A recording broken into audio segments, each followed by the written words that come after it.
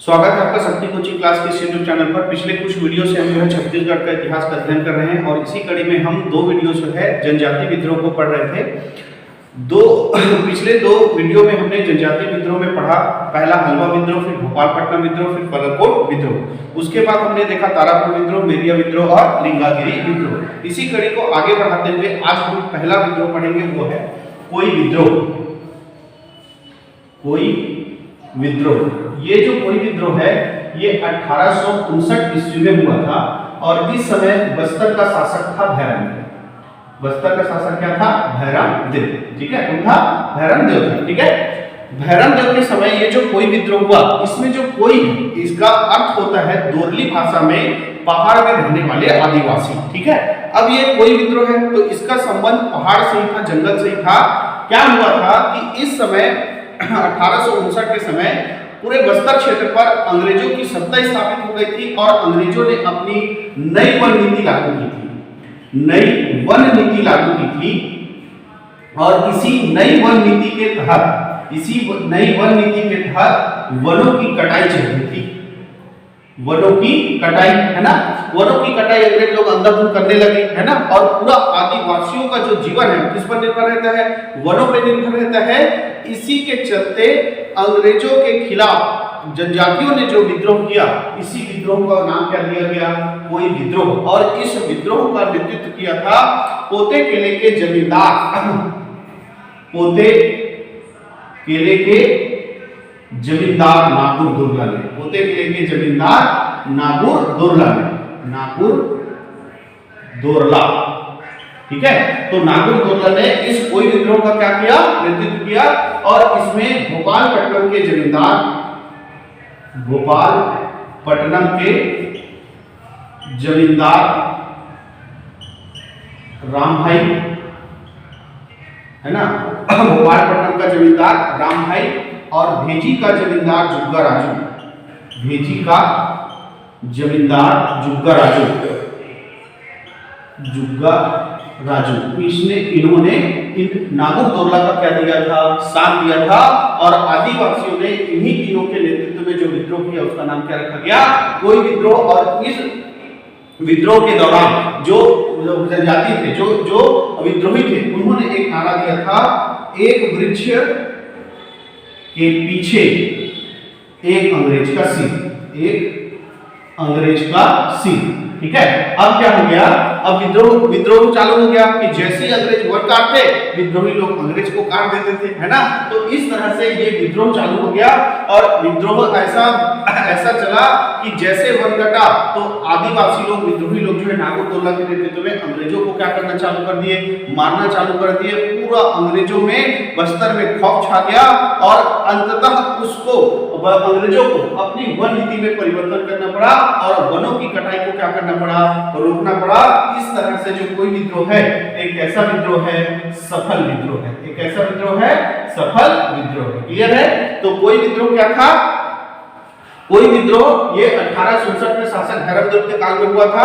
नई वन नीति लागू हुई थी जिसके कारण बस्तर क्षेत्र में वनों की कटाई तेजी से बढ़ गई थी और इसी कटाई को रोकने के लिए आदिवासियों ने पोते केले के जमींदार नागुर दुर्ला और भोपालपट्टनम के जमींदार राम भाई और भेजी के जमींदार जुग्गा राजू के सहयोग से जो आंदोलन चलाया, जो विद्रोह किया, उसी को क्या नाम दिया गया? कोई विद्रोह। और इस विद्रोह के दौरान जैसे अंग्रेज लोग क्या करते थे? पेड़ काटते थे, ये विद्रोही जो है अंग्रेजों को मार देते थे और मारा दिया था एक वृक्ष के पीछे एक अंग्रेज का सिर। इससे अंग्रेजों में भय व्याप्त हो गया और उन्होंने अपनी वन नीति को परिवर्तन कर दिया और इस तरह से ये जो कोई विद्रोह था, ये क्या है? सफल विद्रोह। क्लियर है? तो इसी कड़ी को आगे बढ़ाते हैं और एक नया विद्रोह जो बस्तर क्षेत्र में हुआ था उसके बारे में जानते हैं। अगला विद्रोह जिसकी बात करेंगे वो होगा मुड़िया विद्रोह। मुड़िया विद्रोह या इसी को कहा जाता है बस्तर विद्रोह। बस्तर विद्रोह ये 1876 में हुआ था। 1876 में हुआ था और इस समय भी बस्तर का शासक कौन था? भैरम देव। ठीक है, भैरम देव के समय सबसे ज्यादा विद्रोह हुए थे, इसीलिए इनके शासन काल को विद्रोह का काल कहा जाता है। हमने जब काकती वंश पढ़ा था उसमें हमने देख लिया। ठीक है, अब ये भैरम देव के समय जो है अंग्रेजों का पूर्ण सत्ता आ गया था। अंग्रेज लोग जो है अपनी गलत नीतियां लागू कर रहे थे। अंग्रेजों की गलत नीतियां ये बस्तर में लागू हो गई थी, ठीक है। इसके अलावा जो दीवान था जिसका नाम था गोपीनाथ कपड़दार, दीवान कौन था? गोपीनाथ कपड़दार, ठीक है, उसके नाम में ही कपट है ना। तो दीवान गोपीनाथ कपड़दार और मुंशी था अदिल प्रसाद। मुंशी कौन था? अदिल प्रसाद। अदिल प्रसाद ये जो है जनता का क्या करते थे? शोषण करते थे, है ना। अंग्रेजों ने जब बस्तर क्षेत्र में अपनी शोषणकारी नीति लागू कर दी थी और इसी शोषणकारी नीति का फायदा उठाकर ये गोपीनाथ कपड़दार और जो अदिल प्रसाद है ये भी जनता का क्या करते थे? शोषण करते थे। इन्हीं शोषण के विरुद्ध में जनता ने झाड़ा सिरहा, किसके नेतृत्व में? झाड़ा सिरहा के नेतृत्व में, झाड़ा सिरहा के नेतृत्व में जो विद्रोह किया उसी को क्या कहा गया? मुड़िया विद्रोह या बस्तर विद्रोह कहा गया। कारण समझ में आ गया होगा कि ये जो मुड़िया विद्रोह या बस्तर विद्रोह है ये शासक भैरवदेव के समय हुआ था। और कारण क्या था इसका? तो कारण ये था कि अंग्रेजों ने बस्तर में गलत नीतियां लागू कर दी थी और इसी गलत नीतियों के तहत गोपीनाथ कपड़दार जो दीवान था और अदिल प्रसाद जो मुंशी था वो जनता का शोषण करने लगे। और इसी शोषण के विरुद्ध में बस्तर के आदिवासियों ने झाड़ा सिरहा के नेतृत्व में जो विद्रोह किया वही विद्रोह था मुड़िया विद्रोह या बस्तर विद्रोह। और इस विद्रोह के लिए जो आदिवासी थे, जो विद्रोही थे, वो प्रतीक चिन्ह के रूप में आम की टहनी का उपयोग करते थे। आम की टहनी का उपयोग करते थे, ठीक है। तो बस्तर विद्रोह के दौरान या मुड़िया विद्रोह के दौरान विद्रोही किस प्रतीक चिन्ह का उपयोग करते थे? आम की टहनी का उपयोग करते थे, ठीक है। अब ये विद्रोह कर रहे हैं लेकिन कोई सुन नहीं रहा है। तो इसी विद्रोह के दौरान 29 फरवरी 1876 29 फरवरी 1876 प्रिंस ऑफ वेल्स ये भारत आया और इससे मिलने राजा भैरवदेव जो आए थे। राजा भैरवदेव जो है प्रिंस ऑफ वेल्स जो भारत आए थे उनसे मिलने के लिए जा रहे थे। इस बात की खबर विद्रोहियों को पता चली तो विद्रोहियों ने अपना बात राजा तक पहुंचाने के लिए राजा को भूमपाल नामक स्थान पर घेर लिया। भूमपाल नामक स्थान पर क्या कर लिया? घेर लिया। राजा को आगे बढ़ने नहीं दिया। उनका कहना था कि आप जो है अंग्रेजों की जो गलत नीति है उसको बदलवाओ। दीवान गोपीनाथ कपड़दार और मुंशी अदिल प्रसाद जो शोषण करते हैं उस पर उनको प्रतिबंधित करवाओ, उनको पद से हटाओ। ऐसा जो है राजा के सामने बात रखा और राजा को जो है भूमपाल नामक स्थान से आगे बढ़ने नहीं दिया, ना वापस जाने दिया। उनको वहीं पर घेर के रखे रहे जो विद्रोही थे उन लोग। फिर राजा जो भैरवदेव है उन्होंने इसको विशाखापट्टनम में अंग्रेजों के जो अधिकारी था, विशाखापट्टनम के अंग्रेज अधिकारी को सूचना दिया। जो पास में बस्तर के पास में जो बड़ा अधिकारी था वो विशाखापट्टनम के अंग्रेज अधिकारी को सूचना दिया। अंग्रेज अधिकारी को, है ना, अंग्रेज अधिकारी को सूचित किया कि आदिवासी लोग जो है ऐसा ऐसा परेशान है ना। अंग्रेजों की गलत नीति, दीवान गोपीनाथ कपड़दार और मुंशी अदिल प्रसाद के शोषण के परेशान है। और जब मैं प्रिंस ऑफ वेल्स से मिलने जा रहा था तो मुझे भूमपाल पर क्या कर लिए हैं? रोक लिए हैं। मुझे ना वापस जाने दे रहे हैं ना आगे बढ़ने दे रहे हैं। ऐसा राजा भैरवदेव ने जिसको अवगत कराया, विशाखापट्टनम के अंग्रेज अधिकारी को एक पत्र लिखकर क्या किया? अवगत कराया। तब अंग्रेजों ने 2 लोगों को चुनकर कहां भेजा? इस क्षेत्र पे भेजा। एक था कौन? कोटपाल का कैप्टन स्टार। कोटपाल का कैप्टन स्टार, ठीक है। कोटपाल का कैप्टन कौन था? स्टार। और सिरोचा से मैकजॉर्ज, सिरोचा का कैप्टन कौन था? मैकजॉर्ज इन दोनों को बस्तर क्षेत्र में भेजा और जाकर वहां पर जो भी स्थिति है उसका जायजा लेने के लिए किसको भेजा? कोटपाल के कैप्टन स्टाल को और सिरोचा के कैप्टन मैकजॉर्ज को जो है बस्तर क्षेत्र में भेजा। आया मैकजॉर्ज यथास्थिति को समझा और उन्होंने पूरे आदिवासियों का एक सभा बुलाया 8 अप्रैल 1876। एक सभा बुलाया 8 अप्रैल 1876, है ना। और इस सभा को क्या कहा गया? मुड़िया दरबार कहा गया। इस सभा को क्या कहा गया? मुड़िया दरबार कहा गया। तो 8 अप्रैल 1876 को मैकजॉर्ज ने आदिवासियों का बात सुनने के लिए उनका उनके बातों को मानने के लिए, समझने के लिए जो है मुड़िया दरबार का आयोजन कब किया? 8 अप्रैल 1876 को। और इसमें जो है आयोजन किया गया, और इसमें जब जनता की बात सुनी किसने?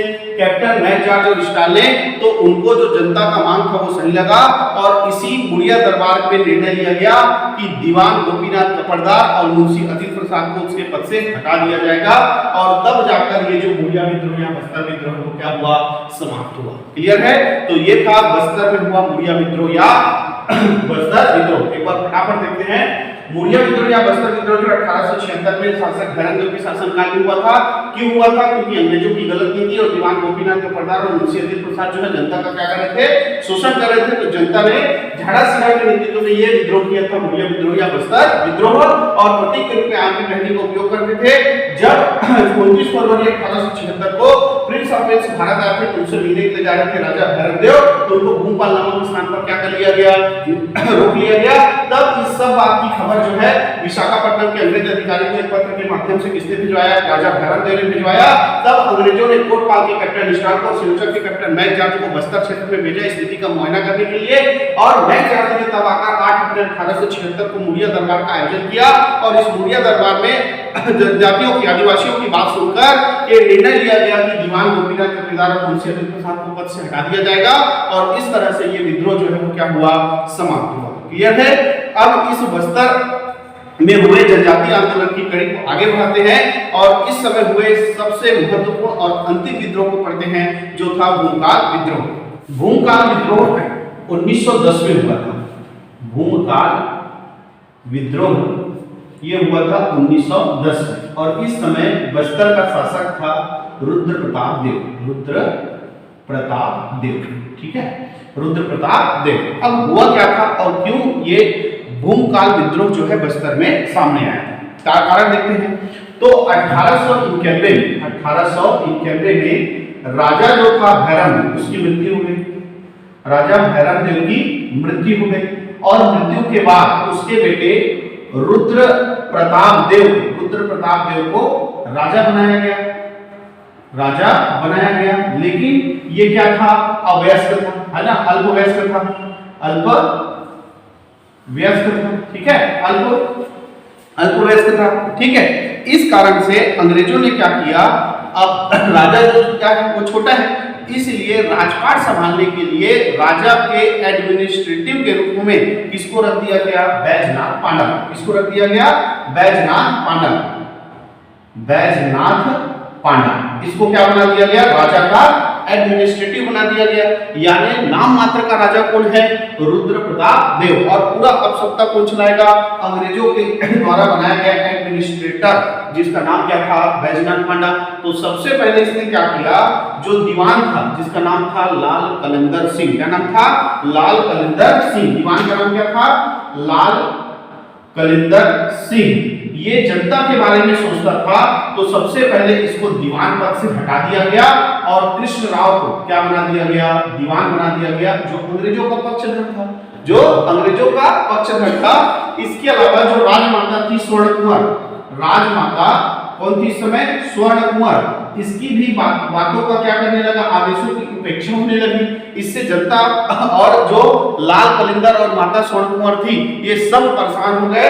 ना तो दीवान जो लाल कलिंदर सिंह था, जो जनता के बारे में सोचता था, उसको भी हटा दिया गया, और कृष्णराव को क्या बना दिया गया? दीवान बना दिया गया। और जो राजमाता स्वर्ण कुंवर थी, उसकी भी बातों का, आदेशों का उल्लंघन होने लगा। इन सब के कारण ही वहां की जनता ने क्या कर दिया? विद्रोह कर दिया, और इसी विद्रोह का नाम हुआ कौन सा?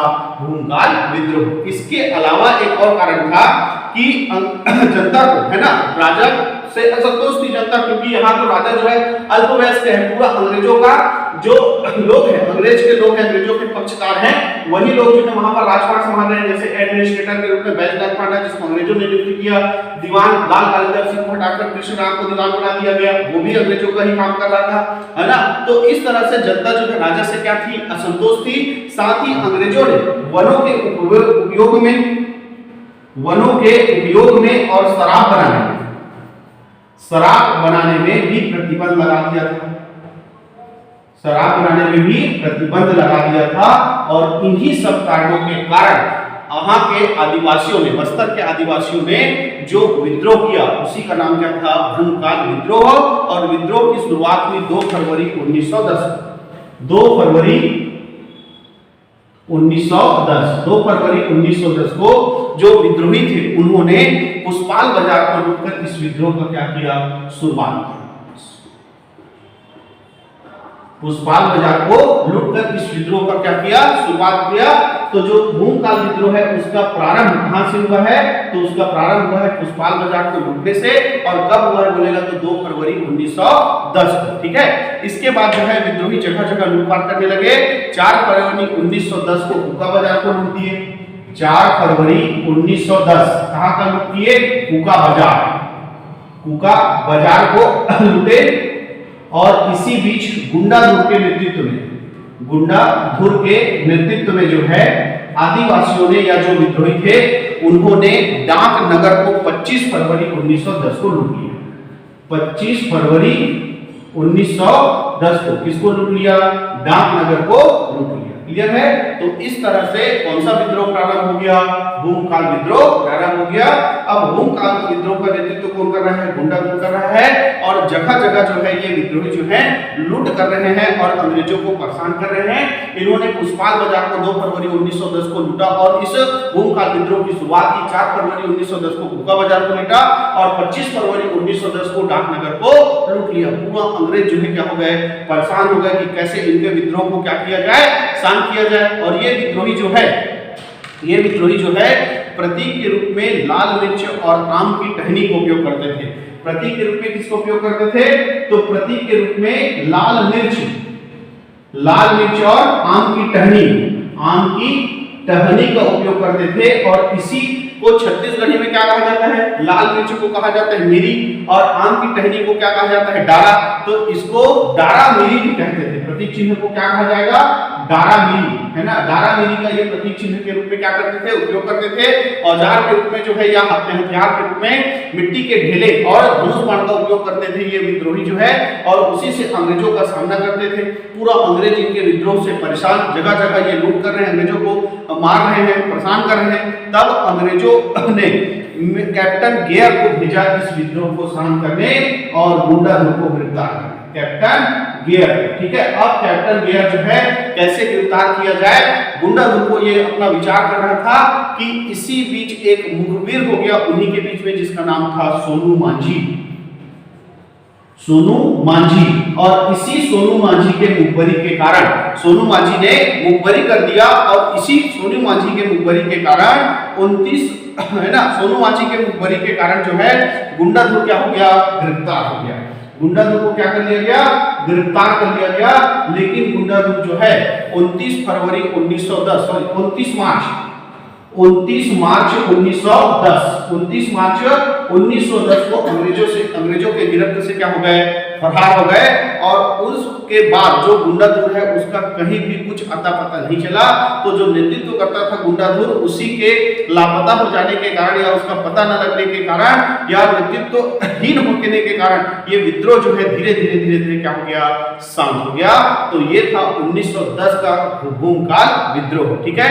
जो गुंडाधुर है उसका जो अभियान है वो तात्या टोपे के अभियान की तरह था। इसीलिए गुंडाधुर के विद्रोह की तुलना तात्या टोपे के अभियान से किया जाता है। क्लियर है। तो यहाँ तक हमने जो है छत्तीसगढ़ के इतिहास में पूरे जो बस्तर या काकती वंश के समय जो भी जनजाति विद्रोह हुए थे उन सबको पढ़ लिया। आपको तीनों वीडियो में जो है 9 जो जनजाति विद्रोह हुए हैं वो अच्छे से समझ में आए होंगे। यदि ये वीडियो अच्छा लगा होगा तो लाइक कीजिए, चैनल को सब्सक्राइब कीजिए, ज्यादा से ज्यादा शेयर कीजिए। धन्यवाद।